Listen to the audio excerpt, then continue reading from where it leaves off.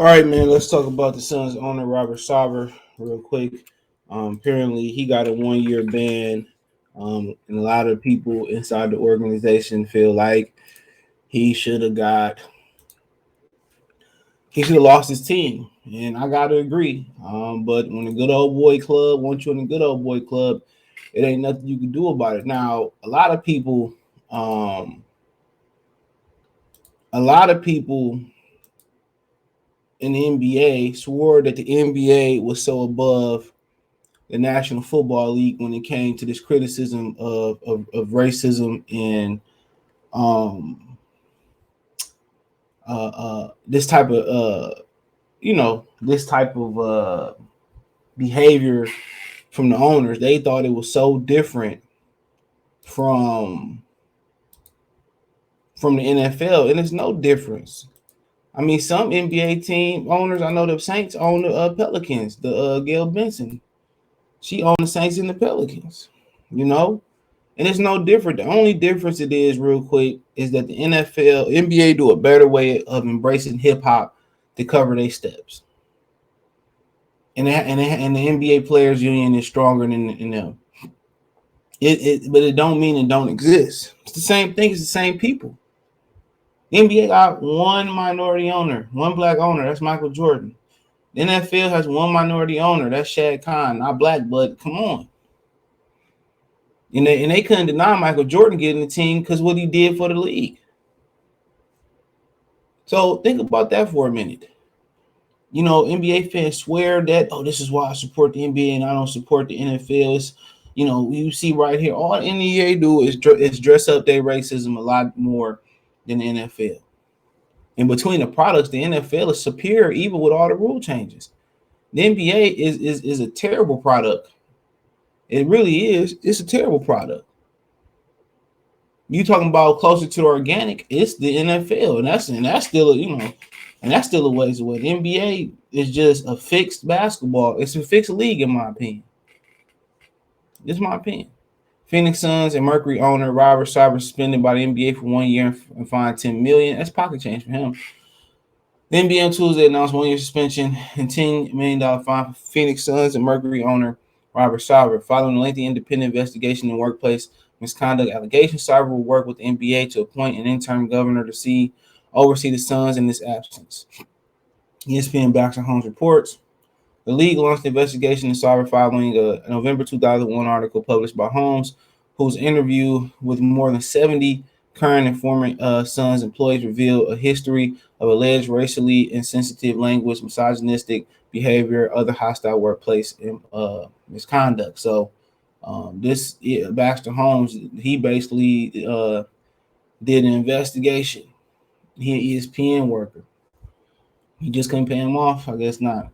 The law firm of Watchtail, Lipton, Rosen, and Katz was commissioned to conduct the investigation led by partner David Anders and Sarah Eddy. The investigation featured 320 interviews, reviews of more than 80,000 documents and other material, including emails, text messages, and videos. The firm findings formulated a 43-page report that was made public in coordination with the NBA News and released. The investigation revealed the following key findings as laid out in the report. Sarver said the N word at least 5 times and repeating or purporting to repeat the black person what a black person said. 4 of those after being told by black and white subordinates that he should not use the word even in repetition of another. Okay, hey, I know we heard them stories already. That's nothing new. He should have been decked for that. Sarver used language and engaged in conduct demeaning of female employees. Amongst other examples, he told a pregnant employee that she would be unable to do her job upon becoming a mother, berated a female employee in front of her others, and then commented that women cry too much. I mean, and arranged an all-female lunch so that female employees at Western Alliance Bank, where at the time he was the CEO, could explain to female Suns employees how to handle his demands. Sarver commented and made jokes frequently to employees in large and small settings about sex and sex-related anatomy, including by making crude and otherwise inappropriate comments about the physical appearance and bodies of female employees and other women. On 4 occasions, Sarver engaged in workplace inappropriate physical contact towards male employees. Over 50 current and former employees reported that Sarver frequently engaged in demeaning and harsh treatment of employees, including by yelling or cursing at them, that on 1 occasion constituted bullying under workplace standards. The term suspension barred Sarver from entering any NBA, WA facility for 1 year. During that time, he also could not attend board of governor meetings, represent his team in any capacity, influence any business or basketball decision, or attend any league-affiliated events, including business partnering activities.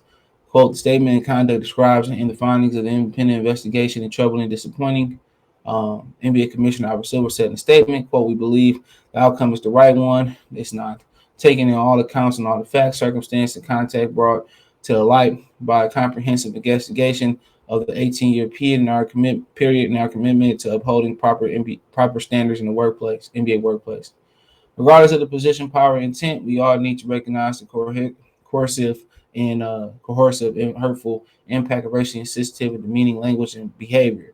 On behalf of the entire NBA, I apologize to all those impacted by the misconduct outlined in investigators' report. We must do better. I ain't gonna keep reading that. That's a Hawker BS. All right. He should have lost his team. And I told y'all, NBA and NFL is no different than the NBA. He should have lost his team. He shouldn't have a team. And that's the facts. And those are the facts. Those are the facts. But he still has a team, unless, there's been a lot of backlash from people inside that organization that, did an investigation against him, that he's going to continue, that he should have lost the team. Now you got to come back and work under this dude, and who knows what his vendetta is going to be. Somebody as wealthy as him don't want to lose $5, let alone $10 million. So think about that for a minute. So he get to come back after all that type of stuff, and it is what it is. If the good old boys owners wanted him gone, he'd be gone. You got to understand that Adam Silver works for the other owners. So they wanted him gone, he'd be gone. And obviously that wasn't enough for him to be gone. The only reason they got rid of the Clippers owners because old girl taped it. That's the only reason they got rid of him, because it was taped. So, like I said before, these people swear up and down the NBA is just better than the NFL, and it's not when it comes to racism and all that. You got to understand, the age group these dudes are coming from. The NBA got one black owner. NFL has none. 1 to none. One is too close to zero. One is too close to zero. None. But people swear that. But hey, let me know what you girls and guys think. He definitely should have lost the team. But hey, it is what it is. Thumbs up the video, share the video, subscribe to the channel. The subscribe button is the bell icon button. Hit all notifications, increase your chance and notifications. We go live and drop video. Financial, you want to support the channel, Cash App, $CJ Good 313, Venmo CJ Good 313, PayPal link description. Hit the link tree. You can find me on Twitch, Twitter, Instagram, Spotify, Anchor, Cash App, Venmo, PayPal, Apple Podcasts, Google Podcasts, Spotify, the whole nine. Appreciate the love, support. Peace.